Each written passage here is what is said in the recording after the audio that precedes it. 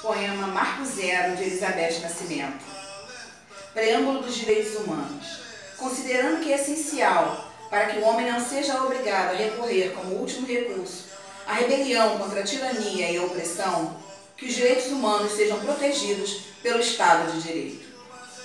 Eu te convido ao Marco Zero de vozes de rebelião, amigo e amiga, contra as canções de gesta de perversão e truculência atroz.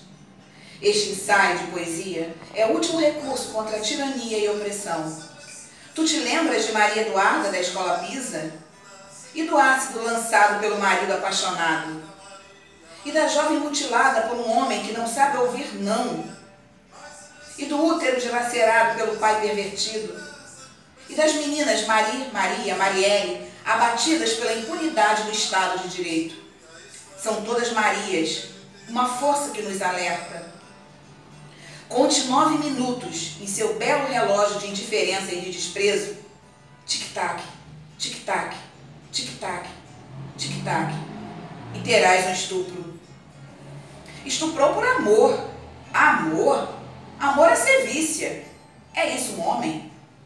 Vejo indignada no calendário passado a naturalidade dos quase 5.000 túmulos, mulheres mortas. Matou por amor. Amor? Amor é atrocidade em demasia. É isso um homem? Tu bem sabes dos impropérios contra as índias, as iás, as amas de leite. Afinal, a cada 100 cadáveres femininos, 60 são negras. É isso um homem? Ao todo, são quase 60.000 casos de agressão por amor. Amor à misoginia, legítima defesa da honra de um predador. O luto é nojo e amargura de uma tragédia anunciada. Este dia é um marco zero do luto tombado em prol da permanente luta contra o abate de mulheres por abutres. Somos todas Marias, uma força que nos alerta. Em vez de camisa de Vênus, prendam-no com camisa de força e algemas para todo sempre. Somos todas Marias interpelando. Onde estão os homens que nos amam? Onde estão os companheiros solidários? Onde estão os que ensinam os meninos a não matar as mulheres dentro e fora de si? Porque é preciso ter sonho sempre. Sejamos atentos aos likes, seguidores, neste dia feliz ou infeliz Dia das Mulheres. Mas sem dúvida, Marco Zero. Então, hoje a gente tem aqui para refletir um pouquinho sobre o Dia Internacional da Mulher Negra Latino-Americana e Caribenha, que será comemorado no dia 25 agora, de julho. E a gente está fazendo esse programa em homenagem a esse dia. Na verdade, é um dia de reflexão, o nosso Marco Zero. E aqui a gente tem a convidada Juliana Drummond, com mestrado e doutorado em História, diretora do CEP. Então, sinta-se à vontade para a gente fazer a nossa reflexão. Como escritora, por tudo que falei, que expressei no poema Marco Zero, eu gostaria de ouvi-la um pouquinho sobre o fato de estarmos subrepresentadas, mulheres negras em especial. Eu gostaria que você falasse um pouquinho sobre essa história desse Marco Zero e da literatura, o lugar da literatura, se a literatura de fato ela ocupa, ela habita, ela toma posse, ela preenche, ela apropria-se e interpela interseccionalmente o Dia da Mulher Latino-Americana e Caribenha e suas correlações com machismo, racismo e feminicídio. Nossa. Então, essa data surge em 92, a partir do Encontro das Mulheres Negras, Latinas e Caribenhas. A ONU aceita esse dia para poder ser o dia onde a gente vai pensar exatamente isso, a questão dessas mulheres negras, latinas e caribenhas, nas suas realidades, que é essa realidade que a Beth já colocou. Aqui no Brasil a gente tem a institucionalização dessa data em 2014, no governo da presidente Dilma, que vai marcar também o Dia Nacional de Teresa de Benguela, que foi uma líder do século XVIII, que ajudou na configuração de comunidades negras e indígenas de resistência à escravidão. E aí pensar Teresa de Benguela faz a gente pensar não só uma rainha quilombola, mas pensar a organização e a resistência da comunidade negra a partir das mulheres. E aí, nesse sentido, ver os lugares que nós, mulheres negras, temos ocupado, não só no Brasil, mas na América Latina, no Caribe, eu acho que é importante. E a literatura, eu acho que ela é fundamental quando a gente percebe que quando a gente tem mulheres negras escrevendo, a gente tem possibilidades de olhar o mundo e construir o mundo através da leitura dessas mulheres. Então, quando a gente, independente da área que a gente atua e das possibilidades de vivência que a gente tem, quando a gente tem acesso a esses textos, a essa literatura produzida por essas mulheres, a gente está tendo a possibilidade de ver a sociedade, de ver o mundo e de sonhar também a partir da concepção dessas mulheres de sociedade. E aí é muito importante na construção da gente quanto mulher e na construção da nossa trajetória. Isso. Agora, como é que você percebe, com essa sua formação em história, né, essa ponte entre o lugar que a literatura ocupa, né, a literatura ocupa, denuncia, transfigura, e com a questão da leitura? Né? Você como professora, como historiadora, quer dizer, a questão da escrita, como é que é essa interseccionalidade entre leitura e escrita? Eu acho que assim, a gente tem avançado no acesso e nas diversas organizações para que esse acesso aconteça. Se a gente for pensar, por exemplo, em feiras literárias, hoje a gente tem recortes para que essas escritas negras, essas vivências ganhem visibilidade, mas eu acho que a gente precisa muito avançar no estímulo aos nossos alunos, às nossas alunas negras, para poder escrever, para poder se entenderem enquanto protagonistas da vida social e poder escrever e poder pensar. E aí é importante a gente trazer também esses trabalhos para dentro de sala de aula, fazer essa ponte, porque às vezes a gente consegue ter acesso, e aí tudo bem que a internet tem possibilitado, mas a gente consegue ter acesso entre nós. Às vezes na academia, em eventos que nós vamos, mas chegar na base da escola, chegar no chão da escola, na construção desses jovens, dessas crianças, é algo que a gente precisa avançar. Principalmente para não criar a ideia de que nós chegamos lá e continua sendo a leitura e a escrita questões de privilégio, né? E não de direito humano. E aí a gente vê, quando a gente vai falar desse espaço acadêmico, né, a gente vê que essas mulheres têm escritas, têm teorias e que ainda tem um conservadorismo e uma resistência em aceitá-las, né, como cânones literários, né. Então a questão nossa é se a gente tem que brigar o tempo todo, né, primeiro para que essas mulheres sejam aceitas no espaço acadêmico, no âmbito literário, no cânone, e que isso se desdobre para as escolas, para as meninas de comunidade, para que elas se reconheçam, se sintam representadas, né? E aí, quando a gente vai falar de teóricas feministas, a gente geralmente recorre às europeias, né? E aí a gente tem um acervo interessante quando a gente fala de literatura feminista, leitura ou crítica feminista de mulheres latino-caribenhas, né, ou brasileiras. Né? Eu trouxe o exemplo da Maria Lugones, que ela é nascida na Argentina, ela é ativista, apesar dela ter a produção dela ser em Nova York, ela traz todo esse conceito, toda essa busca dessa mulher argentina dentro desse contexto feminista, né? Então ela aborda muito o conceito do feminismo decolonial, né? Que é um assunto que eu acho que daria um outro encontro como esse para a gente discutir, né? Então ela fala sobre essa questão da mulher sair desse ambiente de colonização, porque se a gente analisar todo o nosso contexto político e social, nós não saímos desse ambiente de colonização, ainda somos colonizados, né? E aí ela tem essa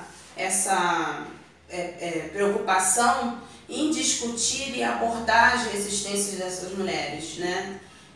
Várias formas de opressões que a mulher vive. E aí a Lugones, quando a gente apresenta o texto dela no ambiente acadêmico, ainda há uma certa resistência. Porque quem é Lugones, né? Então eles têm... A academia, ela representa, né, uma certa resistência nisso. A outra pesquisadora que a gente tem também da área do feminismo é a Audre Lorde, né, que ela, apesar de ter nascido nos Estados Unidos, ela foi morar no Caribe, e aí ela foi uma feminista, mulherista e ativista dos direitos civis. Né? Um dos seus esforços mais notáveis foi seu trabalho militante com as mulheres afro-alemãs da década de 80. E aí ela trabalhou todas essas questões sobre liberalismo, opressão, a questão da sexualidade. Né? E aí ela cita, tem um trechinho dela, de um texto dela, que ela cita: minha sexualidade é parte integrante do que eu sou. E minha poesia é produto da interseção entre eu e meus mundos. A objeção de Jesse Helms ao meu trabalho não tem a ver com obscenidade ou mesmo sexo. Tem a ver com a revolução e mudança. Helms sabe que meus escritos estão voltados para a destruição dele e de tudo que ele defende. Né? Esse Helms, Jesse Helms, que ela cita, é um crítico, né, conservador, que fez uma crítica muito destrutiva do trabalho dela, e ela deu isso como resposta. Né? Então a gente ainda precisa lutar ainda para o espaço acadêmico aceitá-las de forma a ter a mente aberta, né? Para então a gente conseguir trazer para outros espaços, né? Para a gente dobrar. Eu gostaria até de ler um poema dela que diz assim: quem disse que seria fácil? A árvore da raiva possui tantas raízes que os galhos despedaçam antes que se sustentem. Sentadas em Edix, as mulheres se agrupam antes de marchar, conversando sobre as garotas problemáticas que são contratadas para libertá-las. Uma balconista quase branca passa e atende os irmãos primeiro, e as mulheres não notam nem rejeitam os pequenos prazeres de sua escravidão. Mas eu, que sou limitada pelo espelho, assim como pela minha cama, vejo questões de cor e gênero e sento aqui me pergunto. Então acho que já dá para ter uma medida, né, dessa rede que pudéssemos conceber dessa forma, as interconexões entre feminismo latino-americano, caribenho, norte-americano ou mesmo europeu e africano, né? Suas especificidades e as suas demandas. Estou retomando a questão do Dia da Mulher Latino-Americana e Caribenha. Eu gostaria de ouvir um pouquinho mais, sobre o nosso contexto brasileiro, né? E lembrando, fazendo até uma saudação aqui, a 10 mulheres, nós fizemos um recorte, chega a ser até constrangedor, porque a gente tem um tempo curto, e tantas mulheres maravilhosas que nos antecederam, algumas que são nossas contemporâneas, né?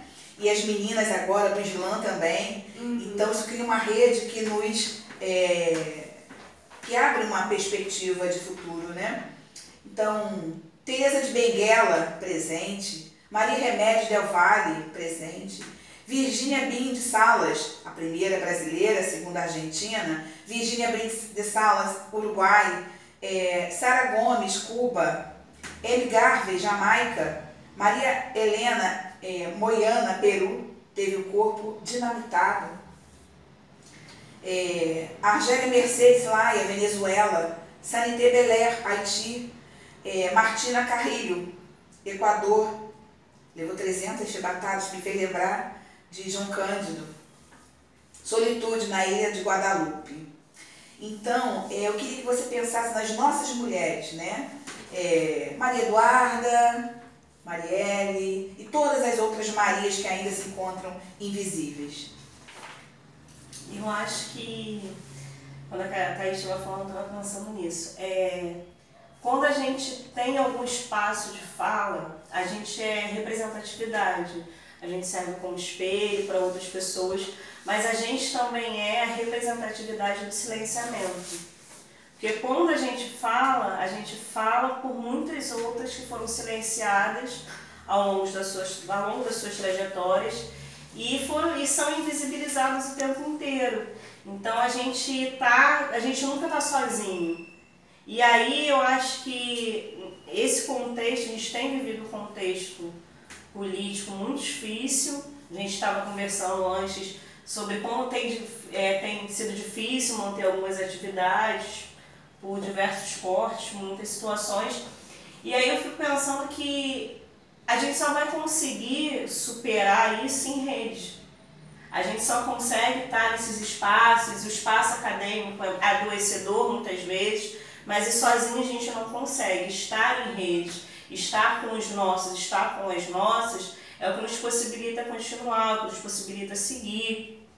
É pensar que a gente tem hoje um contexto político que é municipal, que é estadual, que é nacional, que é muito difícil, mas a gente tem experiências que, se a gente olhar para elas, a gente tem muita coisa aí para poder pensar. Se a gente pensa na atuação do movimento negro no período da ditadura, a gente olha e dá para ver que dá para resistir com os nossos.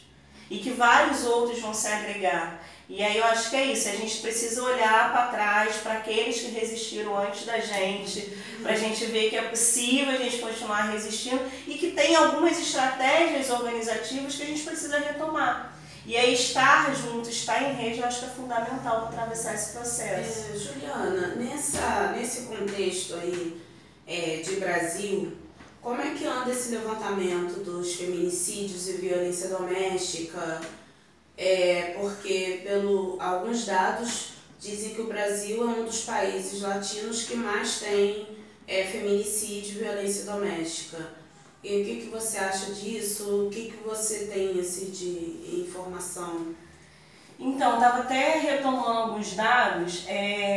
Dos 25 países com maior índice de feminicídio do mundo, 15 ficam entre América Latina e Caribe. Isso é um dado da ONU. E aí, quando a gente pensa o Brasil, a gente percebe que em algumas regiões do Nordeste, esse homicídio feminino, que é como aparece, mas que hoje a gente entende como feminicídio, tem aumentado. E o aumento, especificamente nos últimos anos, é em relação às mulheres negras. Então, se a gente pensa isso, o Brasil já é assustador. E se a gente pensa para a realidade do Rio de Janeiro, na Baixada Fluminense, são dados alarmantes. E a gente teve alguns estudos saíram no começo desse ano e Caxias, por exemplo, bateu recorde em casos de violência doméstica. Nova Iguaçu teve um número muito grande. Então, a Baixada, de um modo geral, a gente tem mais de 9 mil casos de lesões corporal contra a mulher em 2017. Então, se a gente pensa quem compõe essa mulher da Baixada Fluminense, a gente vai entender como mulheres negras, afrodescendentes, e isso são só os dados que a gente tem das mulheres que denunciam, né? Porque se a gente for pensar em quantas situações que nós mesmos sabemos, identificamos, mas que não chega a BO, isso é assustador. Isso é muito triste, né? Porque se a gente tem esse grande número sem registro, a gente sabe que tem esse silenciamento, esse medo, né? Então, realmente é muito preocupante. Esse silêncio que se coloca também pra gente, né? Como todas a gente ficou por tanto tempo sob máscara de Flandres, e quando a gente produz as nossas narrativas, os nossos poemas, ou mesmo as nossas teorias, isso me constrange ainda mais quando eu ouço um mimimi. E fico igualmente constrangida quando eu sou surpreendida por esses dados que eu não tinha conhecimento, mesmo sendo uma teórica, mesmo sendo uma escritora. Como, por exemplo, a cada 100 casos, 60 são mulheres negras, né? Então, a naturalização disso para as nossas meninas, para as nossas crianças, para os nossos meninos, né? Quem educa os meninos a não matarem essa mulher, esse feminino dentro de si, né? Como algo que é muito importante para as gerações. A maternidade ela não é um atributo apenas do corpo feminino, mas do corpo de toda a aldeia, né? Do corpo de todo o planeta. Então, isso é profundamente constrangedor. Né? Aí eu queria ouvir um pouquinho a Thaís, também, como pesquisadora, sobre como você percebe esses dados. Eles te surpreendem? A mim, como eu disse, sim, né? Surpreende por um lado porque a gente fica tanto tempo sem acesso a essas informações. Caxias, eu soube agora por você, né? Desse recorde tão perverso. Eu a princípio, eu acompanhando noticiários, eu achava que era um pouco de sensacionalismo.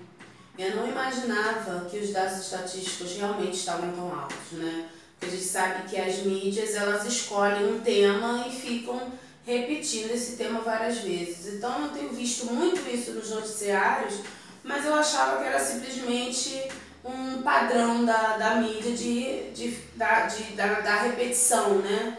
Só que o que me assusta é realmente saber que essa repetição não se dá só pelo sensacionalismo, né? Mas tem a função de alertar também, né? A sociedade sobre o que está acontecendo. Então eu estou achando pelo menos que esse processo e esse aumento de denúncias, que a gente sabe que não é de agora, é um processo que vem de muitos anos, eu acho que isso é um sinal ruim, né, por um lado, mas por outro é sinal de que tem muitas mulheres que já não querem mais se calar, né, que precisam do apoio, né, da nossa rede, precisam estarmos aliadas, né. Então eu acho que esse processo ele tende a melhorar, tirar cada vez mais as mulheres do silenciamento e a gente tentar reverter isso, né? E esse dia, né, 25 de julho, ele não é um dia de comemoração, né? Ele é um dia de reflexão, né? Não é como o Dia Internacional da Mulher, que a mulher ganha flores e mimos, porque é o Dia Internacional da Mulher, né? O Dia da Mulher Latino-Caribenha é para justamente a gente pensar nessas questões, né, que incomodam, né, e a cada ano tira mais o nosso espaço. Então é um dia de pensar e de brigar por esse espaço. Inclusive vai ter uma marcha, né? Juliana, eu gostaria de pedir palavras suas finais, né? Falando sobre a marcha e já de antemão até agradecer.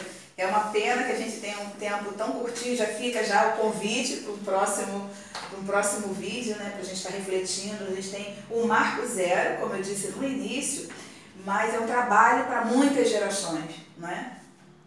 Eu acho que a gente parar para pensar essa data e as nossas realidades é exatamente isso. Tem desdobramentos. Uma coisa que eu acho importante, pelo que vocês estavam falando, que é uma coisa que eu tenho pensado muito, a gente precisa discutir a masculinidade. A gente precisa discutir as masculinidades. E isso é algo que está colocado e interfere na realidade de nós mulheres negras.